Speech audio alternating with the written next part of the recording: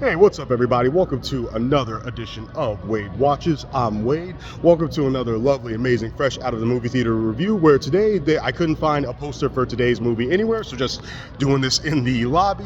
But in any case, today I just got through watching A24's latest movie, Warfare. This is yet another movie dealing with war, directed by Alex Garland, but also directed by real-life Iraq war veteran Ray Mendoza. They directed it together, and unlike Civil War, this is all based on real events. When the movie opens up, it tells you that everything that you're about to see is based off of the memory of everybody who was involved.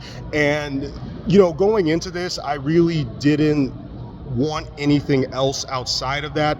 I didn't want, like Saving Private Ryan in Iraq, where, it's basically, for lack of a better word, a Hollywood film with the music and the Oscar-nominated performances, and you get to know the soldiers. They all have distinct personalities, and that's not a complaint. I love Saving Private Ryan, but because I've seen the trailers, because I've, heard some buzz about this film, and because I went in, most importantly, beforehand, knowing that what Warfare is that it's a film based off of memory that seeks to place you in the war zone with these guys. Because I knew all of that before going in, that's pretty much all I wanted from Warfare, and that is exactly what I got from this film. So yeah, all in all, no real complaints about this film. I did enjoy myself watching this film, and I don't mean that like it's a fun watch, because obviously it's not. It's intense, it's raw, it's brutal, and it is very, very haunting.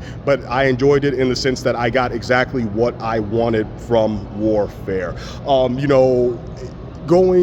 I struggled to transition to talking about how the performances were in this thing.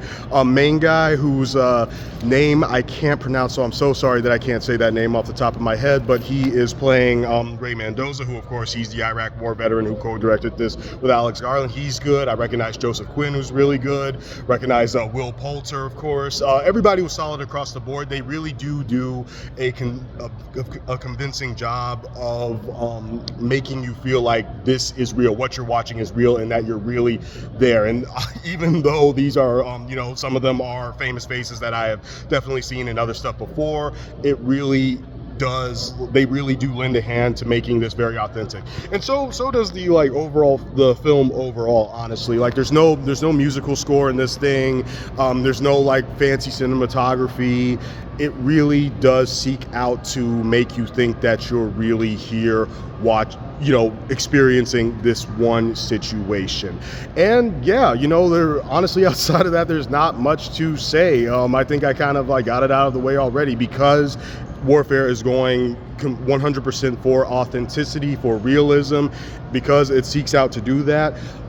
I thought it succeeded in that. It really, really did. Leaving out any musical score, just letting the gunfire and the explosions and the radio chatter kind of essentially be the musical score for this film was a genius decision. Like I said, kind of like that documentary, shaky cam cinematography really lent a hand in this, and making this kind of like a pocket film where there's no act 1, act 2, act 3. There's no big mission that we have to accomplish to win the whole war. It's this one situation, something goes wrong, and now it's this one situation, and then when the situation is over, the film ends. And I guess that does lead me into the one, it's like a very, very, very minor gripe I have with this movie, where I get why it ends the way it does. Again, that kind of goes back into this really being about this one situation that all of these guys experienced, that they all remember.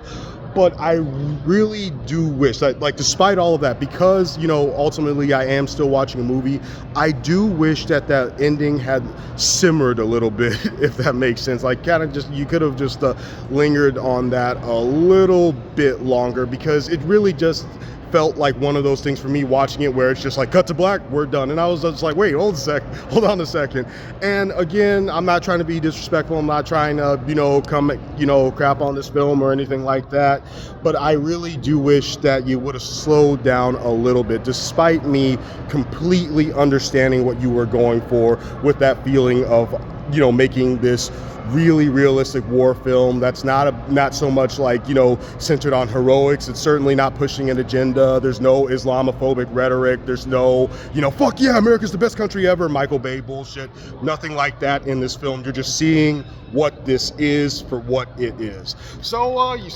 Yeah, that's my only minor gripe about Warfare, that the ending was too abrupt. But other than that, I did really appreciate this film. I liked what it did. I liked what it was able to do. I liked how it was able to make me feel. I would be lying if I said like I'm like just completely shaken up from this film. I thought it would be a little bit more like ruthless and intense than it actually was. Not to say that it's not effective, because there are some haunting moments. There is a moment in here that almost gave me a fucking heart attack because, you know, something explodes out of nowhere that scared the shit out of me. But I'm not walking out of this like, you know, I'm completely shocked. But that being said, this was still a very, very effective watch for sure, and I don't want to take away from that. But I also have to, you know, in giving my rating, I will still say that Civil War from last year, you know, once again, another film directed by Alex Garland. I do prefer that a little bit more. I consider that a perfect film, and I gave Civil War a 10 out of 10. So because of that, only for that abrupt ending, I'm going to go ahead and give Warfare a 9.5 out of 10. So obviously that's still a really good rating. Yes, this is still one of the best movies I've seen in 2025, and I already know that even though we're only 4 months into 2025, this is going on my best of list.